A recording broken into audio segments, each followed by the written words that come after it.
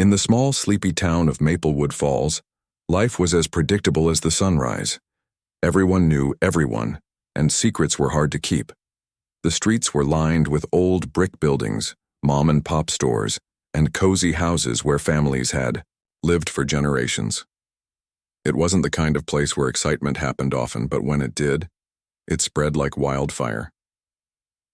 Claire Bennett was one of those people who blended into the background. She worked at the local library, organizing books and helping kids find their next favorite story. To most folks, she was just another face in the crowd, quiet, polite, and always lost in a book during her breaks. But beneath her calm exterior lay a strong sense of justice. Claire believed in doing what was right, even if it meant standing alone. One chilly autumn evening, Claire was walking home after a long day at work. The air smelled of fallen leaves, and the orange glow of streetlights cast long shadows on the pavement. As she passed by the local bar, a commotion caught her attention. A group of police officers had surrounded a man on a motorcycle. He was tall, broad-shouldered, and dressed in leather gear adorned with patches that marked him as part of the Hells Angels, a name whispered about in hushed tones around town. The scene felt tense. The officers were shouting orders, their voices sharp and urgent. The biker stood still, hands raised slightly, looking more confused than aggressive. "Step off the bike," one officer barked, his tone leaving no room for argument. Another officer moved closer, gripping a baton tightly. Something about the situation didn't sit right with Claire. Yes, the Hells Angels weren't exactly known for being model citizens, but this man hadn't done anything violent, not yet anyway. Her heart started racing as she watched the officers close in. One of them shoved the biker roughly, causing him to stumble backward. That's when Claire couldn't stay silent anymore. Without thinking twice, she stepped forward, her voice cutting through the chaos like a knife. "Stop! What are you doing? He hasn't done anything wrong." All eyes turned to her. The officers looked annoyed, the biker surprised, and a few curious onlookers began gathering nearby. Claire felt her cheeks flush under the sudden attention, but she held her ground. "If you have proof he broke the law, then arrest him properly," she said firmly. "But don't treat him like some criminal before you even know the facts." For a moment, everything went quiet. Even the wind seemed to pause. The lead officer gave her a hard stare. "This doesn't concern you, ma'am. Step back." His tone was cold, almost warning her to mind her own business. But Claire refused to back down. She repeated herself, louder this time, making sure everyone heard her. "He deserves fair treatment, just like anyone else." Her words hung in, the air heavy with meaning. For a brief second, she locked eyes with the biker. There was something in his gaze, gratitude mixed with disbelief. Who was this woman stepping out of nowhere to defend him? And why would she risk getting involved in something so dangerous? Eventually, backup arrived, and the biker was taken into custody without further incident. As the crowd dispersed and the noise faded, Claire realized her hands were trembling. She had never done anything like that before. Defending a stranger, especially someone associated with the Hells Angels, wasn't exactly something people in Maplewood Falls did every day. Still, deep down, she knew she'd made the right choice. Fairness mattered to her more than fear. Little did she know, that single act of courage would set off a chain of events that would change not only her life, but the entire town forever. That night, Claire couldn't shake off the feeling that she'd stepped into something much bigger than herself. The image of the biker, his stunned expression as she defended him, kept replaying in her mind. She lay awake, staring at the ceiling, wondering if she'd done the right thing. Had she been too bold, too reckless? Or had she simply stood up for what was fair, even when it scared her? The next evening, just as the sun dipped below the horizon and painted the sky in shades of orange and purple, there was a knock at her door. Claire hesitated before opening it. Peering through the peephole, she saw him, the same man from the night before.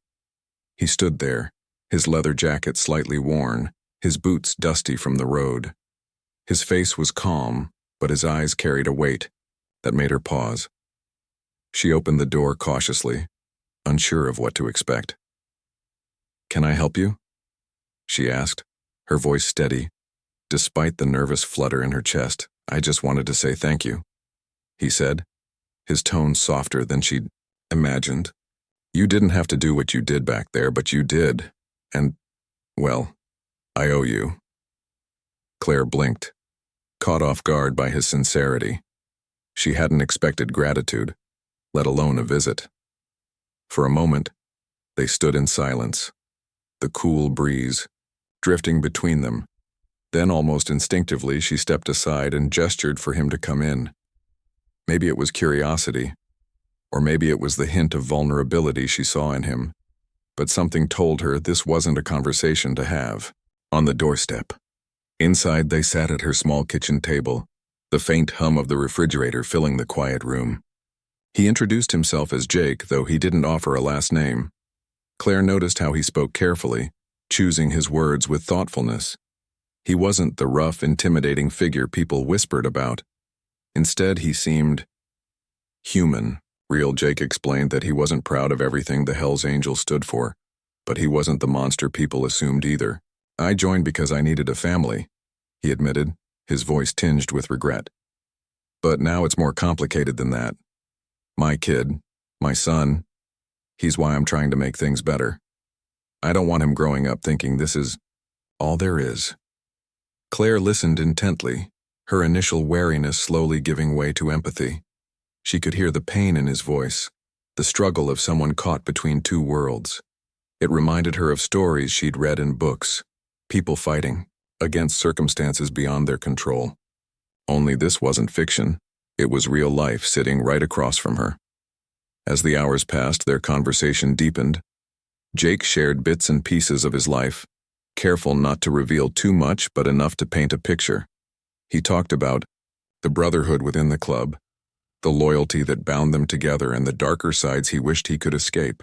Claire, in turn, opened up about her own struggles, how she often felt invisible in a town where everyone knew your business, yet no one truly understood you. By the time Jake left, the moon was high in the sky, casting silvery light through Claire's windows. They weren't friends exactly, but there was a connection, a mutual understanding that neither could fully explain. As she locked the door behind him, Claire realized something important. Jake wasn't just a biker or a member of the Hells Angels.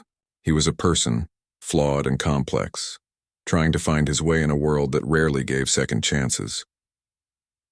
Over the next few days, Claire found herself thinking about Jake more than she cared to admit.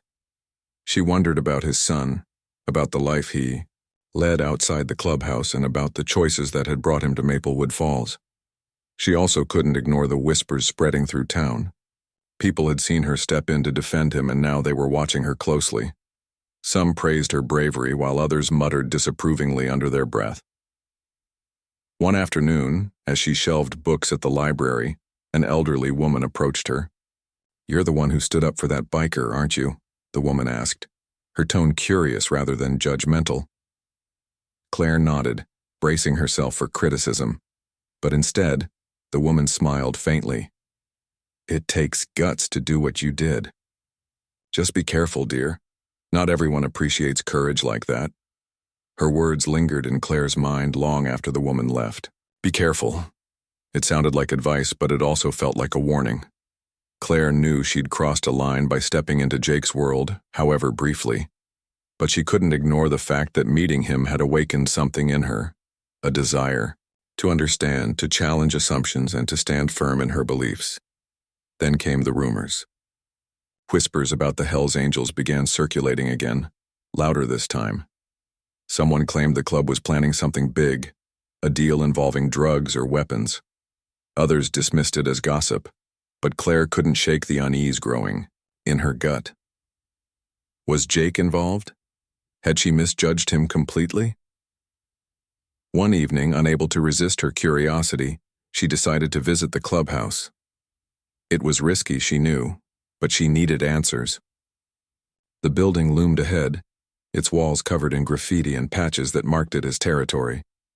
Her heart pounded as she stepped closer, unsure of what she'd find inside. or whether she'd regret coming at all. Claire's decision to visit the clubhouse didn't come lightly. She spent hours pacing her small living room, debating whether it was a good idea or a terrible one. Her rational side told her to stay away. This wasn't her world, and poking around could only lead to trouble. But another part of her, the part that had stood up for Jake in front of those officers, couldn't let it go. If there was even a chance he was involved in something dangerous, she needed to know. And if he wasn't, then maybe she owed it to him to find out the truth. The next evening, after the sun had set and the streets of Maplewood Falls grew quiet, Claire drove to the edge of town where the clubhouse stood. It was tucked away behind a row of trees, almost hidden from view unless you knew where to look.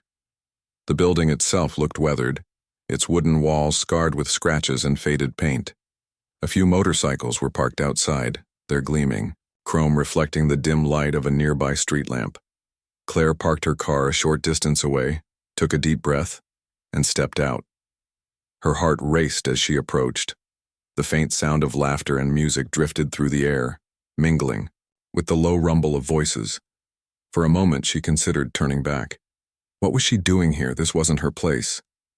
But then she thought of Jake, the way he'd opened up to her, the vulnerability in his eyes when he talked about his son. She couldn't walk away now. A burly man stood near the entrance, arms crossed over his chest. His sharp gaze scanned Claire as she walked closer, clearly sizing her up. "You lost?" he asked gruffly, his tone leaving no room for small talk. "I'm looking for Jake," Claire replied, forcing herself to sound confident despite the knot tightening in her stomach. "Is he here?" The man studied her for a moment longer before nodding toward the door. "Go on in. He's inside." The interior of the clubhouse was nothing like what Claire had imagined. Sure, there were leather jackets hanging on hooks, beer bottles scattered across tables, and posters of motorcycles plastered on the walls. But it wasn't chaotic or menacing. It felt lived in, almost cozy in its own rough-around-the-edges way. A group of men sat around a table playing cards, while others lounged on couches talking and laughing. The smell of cigarette smoke hung heavy in the air, mixing with the faint aroma of stale coffee. Jake spotted her almost immediately. He rose from his seat, surprise flickering across his face. "What are you doing here?" he asked, keeping his voice low so only she could hear. "I need to talk to you," Claire said firmly, glancing around at the curious stares they were attracting. "Alone." He hesitated for a split second before leading her to a quieter corner of the room. Once they were out of earshot, Claire got straight to the point. "There are rumors going around town," she began, her words tumbling out faster than she intended. "People are saying your club is planning something big, a drug deal, maybe weapons. Is it true?" Jake's expression darkened, and for a moment, Claire feared she'd made a mistake coming here. Then he sighed, running, a hand through his hair. "Look, I get why you're asking, but you've got to trust me. I'm not involved in any of that stuff.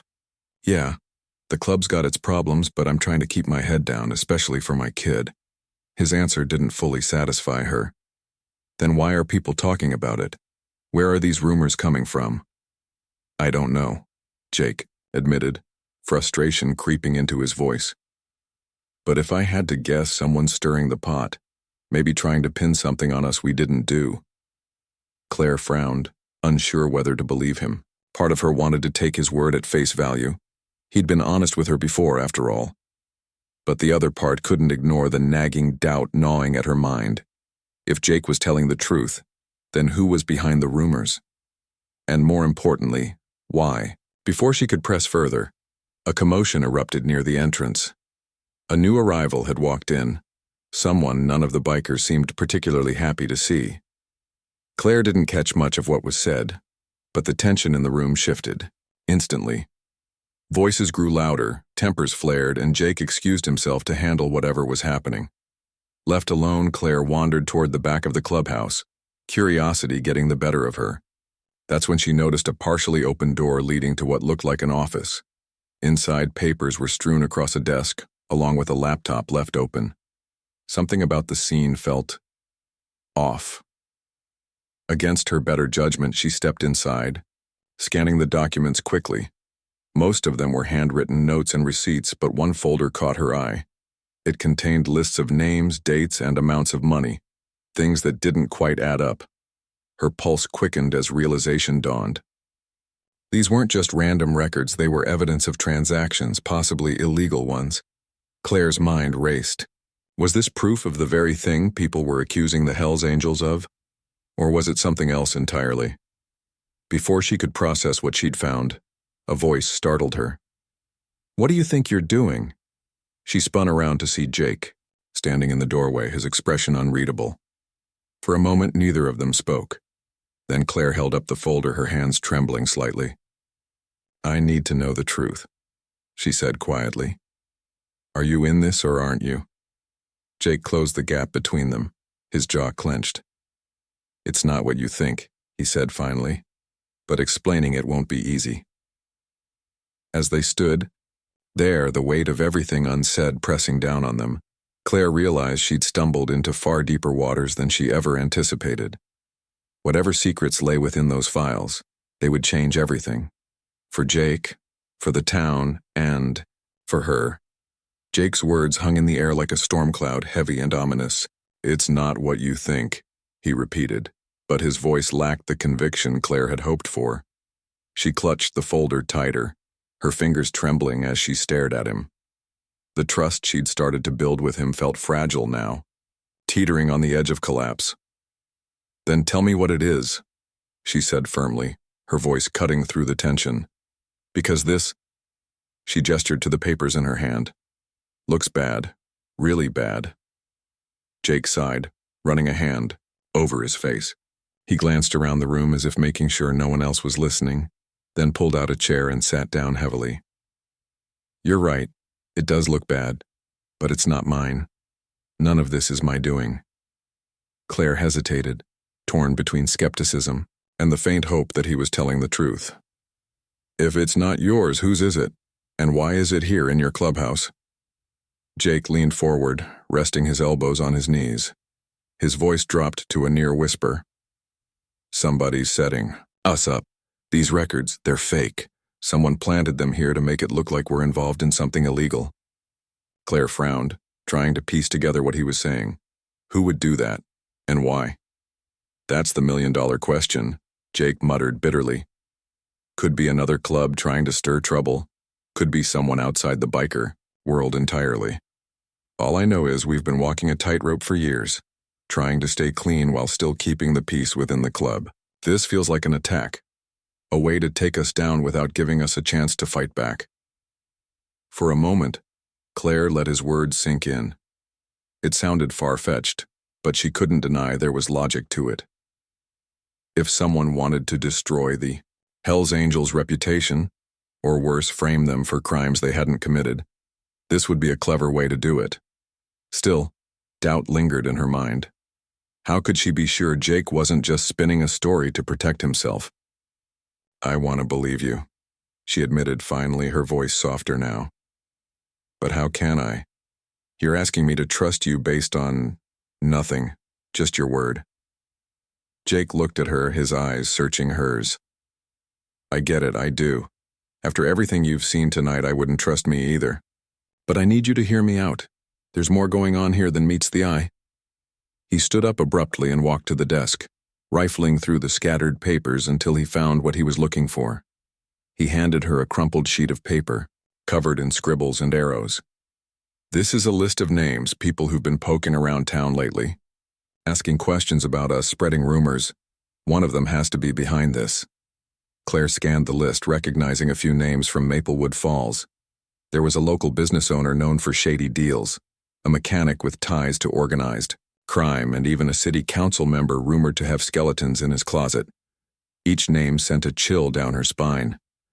Was one of these people responsible for framing the Hells Angels, or were they simply pawns in a larger game? "This doesn't prove anything," she said, handing the paper back to him. "Just because someone's acting suspicious doesn't mean they're guilty." "You're right," Jake agreed. "But it's a start. We need evidence, real proof, to clear our names. And I think you might be able to help." Claire blinked, caught off guard by his request. "Me? Why would you think I can help? Because you're smart, careful, and nobody suspects you, he explained earnestly. You're not part of this world, so no one will see you coming. Plus, he paused, choosing his next words carefully. You've already shown you're willing to stand up for what's right, even when it's hard. Her stomach churned at the thought of getting involved any deeper. She'd come here seeking answers, not volunteering for a mission. But as she looked at Jake, the exhaustion etched into his face, the desperation in his voice, she couldn't bring herself to walk away. Not yet. What exactly are you asking me to do? She asked cautiously. I need you to dig deeper. Claire spent the next few days piecing together information like a detective in one of her favorite mystery novels. Except this wasn't fiction. It was real life, messy and unpredictable. Every conversation she had brought her closer to understanding. The web of secrets tangled around Maplewood Falls, and the deeper she dug, the more uneasy she felt. The developer everyone whispered about seemed to have fingers in every pie, twisting situations to his advantage.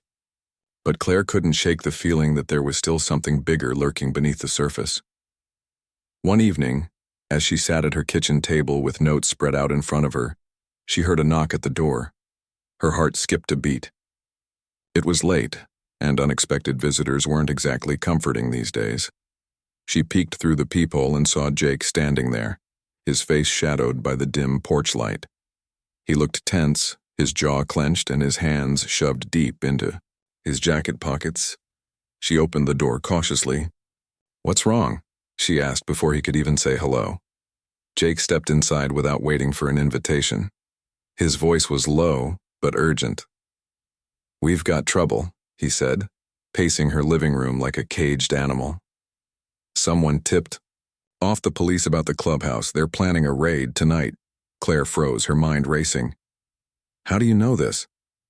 One of our guys has a cousin on the force, Jake explained quickly. He warned us just in time. Most of the crew's already laying low, but we don't know how long we can stay ahead of them. Her stomach churned.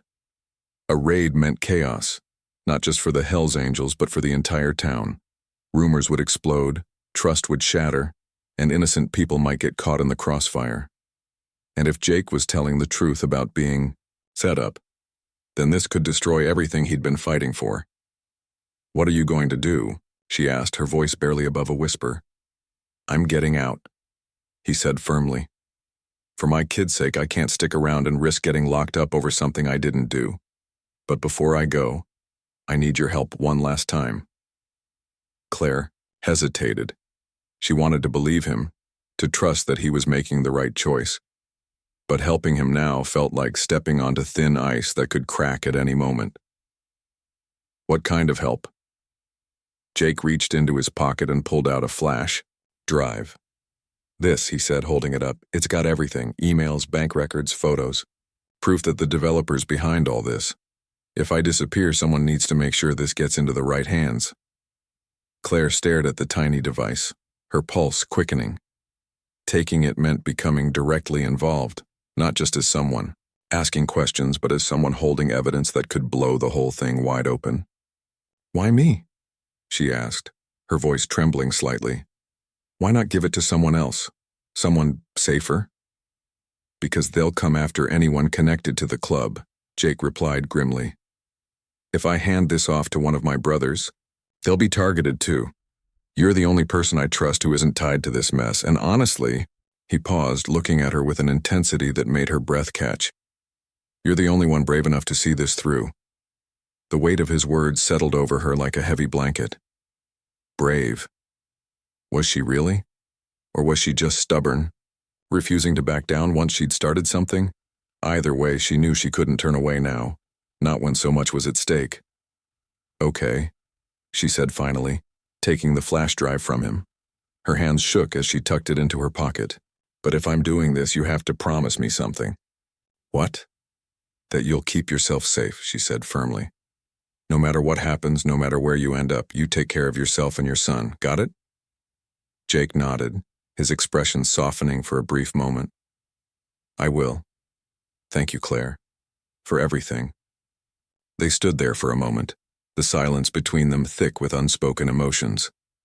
Then Jake turned and walked out the door, disappearing into the night. Claire watched him go, her chest tight with a mix of fear and determination. This was, at the point of no return. Whatever happened next, she was in it for the long haul. The next morning, Maplewood Falls buzzed with news of the raid. Federal agents had descended on the clubhouse like a storm, seizing documents, computers, and anything else they thought might hold clues. Dozens of arrests were made, though Jake's name wasn't among them. Some residents cheered, convinced justice was being served. Others muttered darkly about government overreach and false accusations. As for Claire, she kept her head down, focusing on her work at the library while secretly plotting her next move. She knew the flash drive in her possession was a ticking time bomb, and she needed to act fast but carefully. One wrong step could expose her, putting not only herself but also Jake and his son in danger. Her first call was to an old friend, who worked as a journalist in the city. They hadn't spoken in years, but Claire hoped he'd hear her out. "I need your help," she began, her voice steady despite the nerves bubbling inside her. "I've got evidence of corruption, something big. But I can't go to the police here, they're compromised." Her friend listened intently, asking sharp questions and offering cautious advice. By the end of their conversation, Claire had a plan.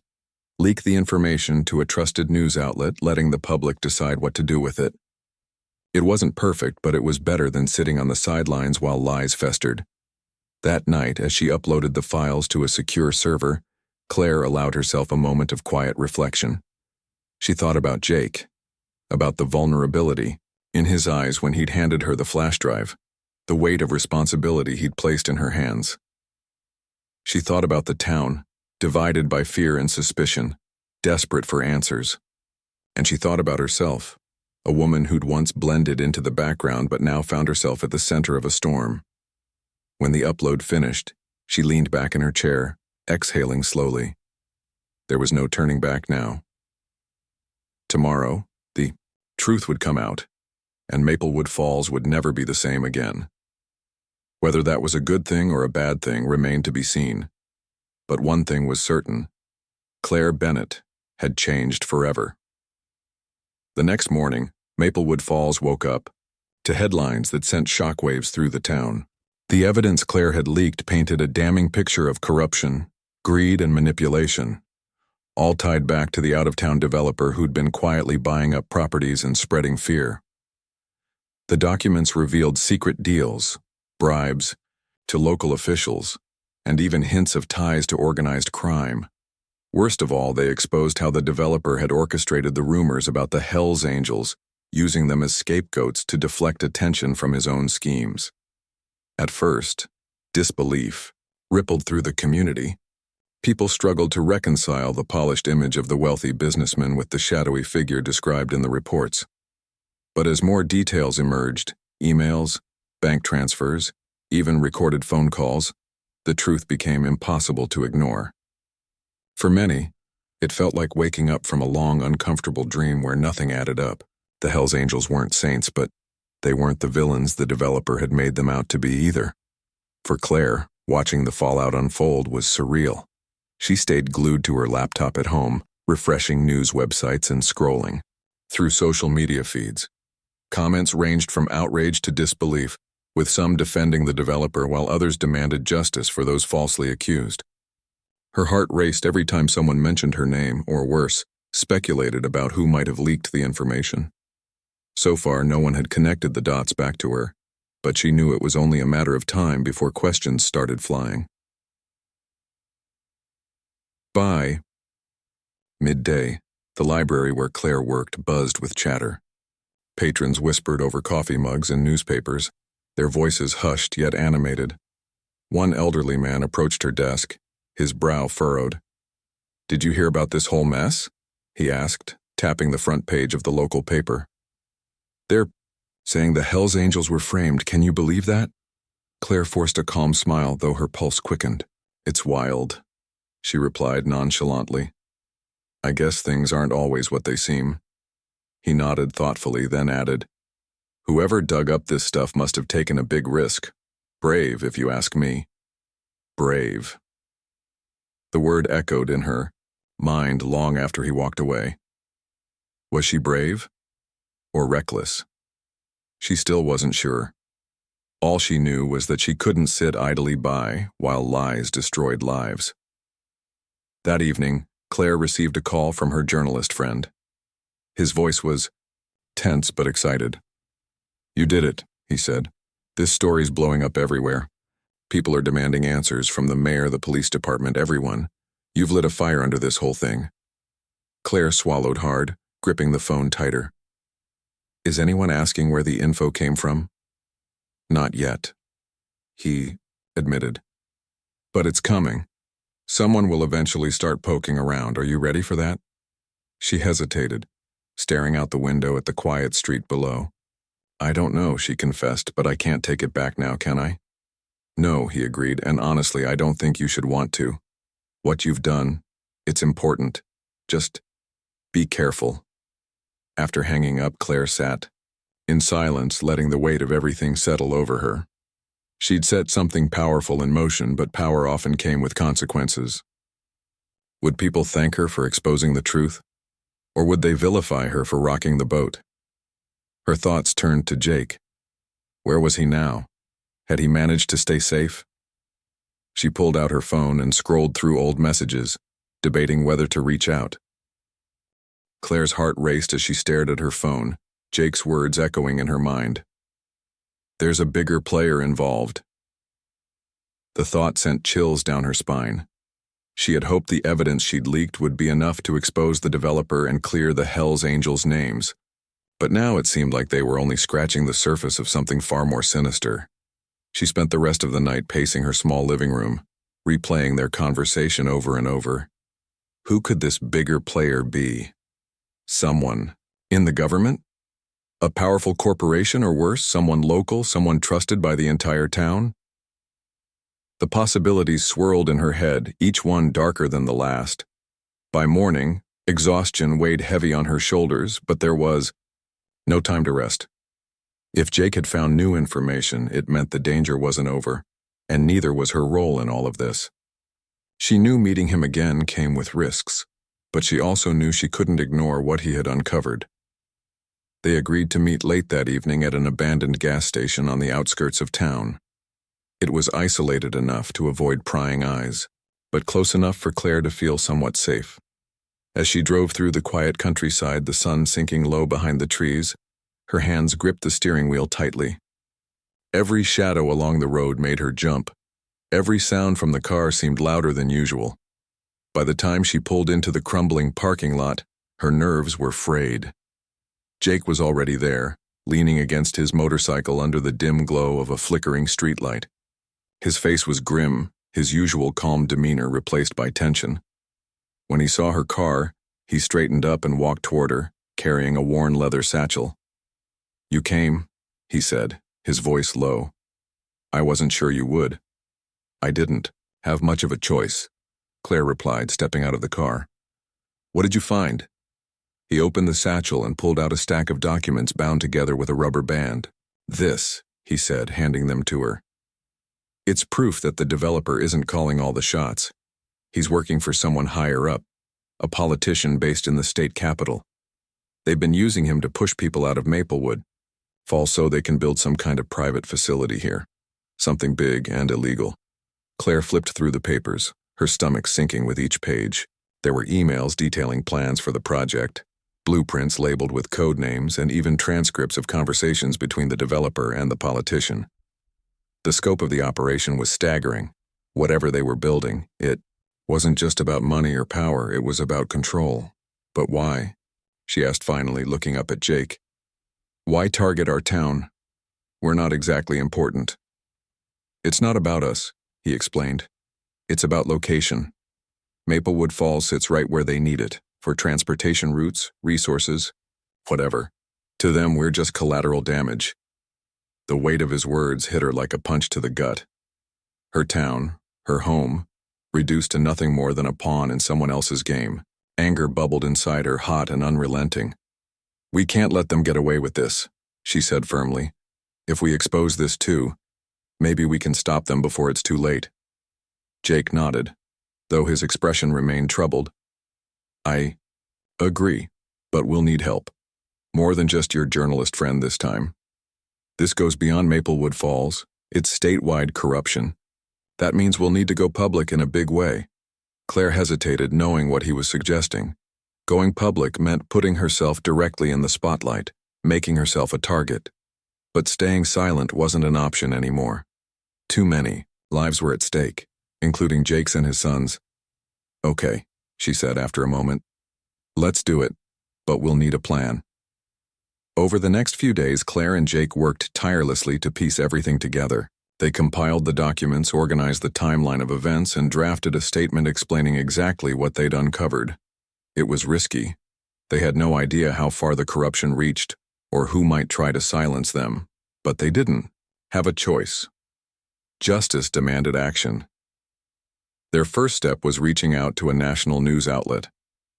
Through her journalist friend, Claire connected with a reporter known for tackling high-profile investigations. After reviewing the evidence, the reporter agreed to run the story, but only if Claire and Jake were willing to go on record. Sitting in front of the camera for the interview felt surreal. Claire had never imagined herself in such a position, speaking out against forces far greater than herself. Yet as she recounted everything that had happened, from defending Jake outside the bar to uncovering the truth about the developer and the politician, she felt a strange sense of clarity. This wasn't just about saving Maplewood Falls. It was about standing up for what was right even when it scared her. When the story aired, it exploded. News channels across the country picked it up, shining a light on the web of corruption that had ensnared Claire's town. Calls for accountability rang out nationwide, and protests erupted in cities far beyond Maplewood Falls. The politician implicated in the scandal immediately resigned, while the developer was arrested on multiple charges. Federal investigators descended on the town, determined to dismantle the network of lies once and for all. Amid the chaos, Claire became both a hero and a target. Some praised her courage, calling her a symbol of hope in a broken system. Others accused her of stirring trouble, of ruining lives with her accusations. Threats poured in, forcing her to take precautions she'd never dreamed of needing. Changing her routine, installing security cameras, and always keeping her phone charged and nearby. Despite the fear, Claire refused to back down. She attended town hall meetings, spoke at rallies, and urged her neighbors to hold on to hope. "This isn't just about us," she told them during one particularly heated gathering. "It's about proving that truth still matters, that justice is worth fighting for." As weeks turned into months, life in Maplewood Falls began to change. The clubhouse where the Hells Angels once gathered stood empty, its members scattered or lying low. Many of those arrested during the raid were released due to lack of evidence, their names cleared thanks to Claire's efforts. Slowly but surely, trust began to rebuild within the community. For Jake, the road ahead was uncertain. With the club dismantled and his ties severed, he decided it was time to leave Maplewood Falls for good. On a crisp autumn morning, he stopped by Claire's house one final time to say goodbye. "I owe you everything," he said, his voice thick with emotion. "You saved me, and my kid. I'll never forget that." Claire smiled softly, though tears welled in her eyes. "Just promise me you'll build a better life somewhere safe." "I will," he promised. "And if anyone asks how I got here, I'll tell them it's because of you." As he drove away, Claire watched until his motorcycle disappeared down the road. Though their paths might never cross again, she knew their bond would remain, a testament to courage, resilience, and the power of doing what's right, even when it feels impossible. Maplewood Falls would never be the same, but maybe, just maybe, it could heal. Months passed, and the dust began to settle in Maplewood Falls. The scandal that had rocked the town faded from national headlines, but its impact lingered like the faint scent of rain after a storm. The streets were quieter now, the tension replaced by a cautious hopefulness. People went about their lives again, shopping at the market, sipping coffee at the diner, chatting on front porches, but there was an unspoken understanding that things would never fully return to how they used to be. For Claire, life took on a new rhythm. She still worked at the library, shelving books and helping kids find stories to spark their imaginations. But she wasn't the same person who'd blended into the background before all this began. Strangers sometimes approached her in town, thanking her for standing up when no one else would. Some called her brave. Others simply nodded respectfully. It wasn't always easy being the face of change, but Claire found solace in knowing she'd made a difference, even if it came at a cost. Her days were quieter now, though not entirely peaceful.